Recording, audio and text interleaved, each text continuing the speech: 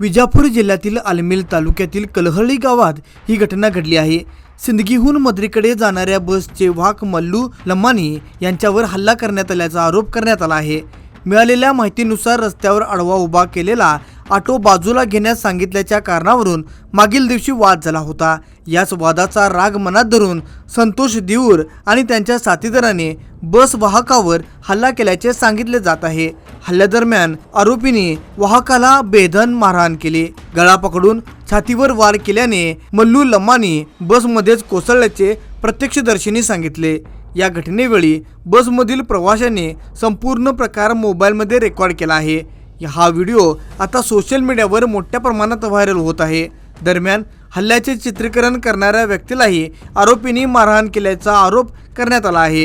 ही घटना आलमेल पोलीस ठाण्याच्या हद्दीत घडली असून पोलिसांकडून या प्रकरणाचा अधिक तपास सुरू केला आहे।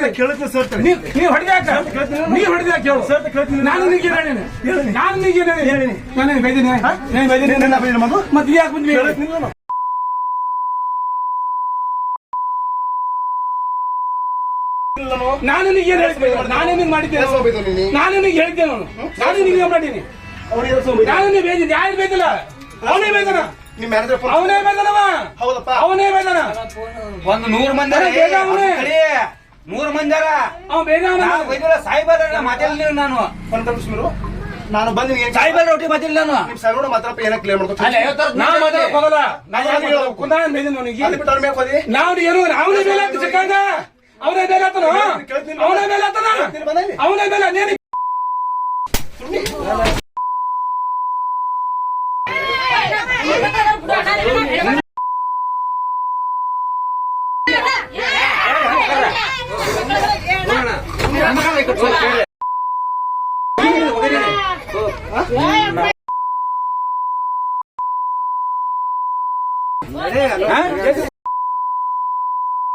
Hey!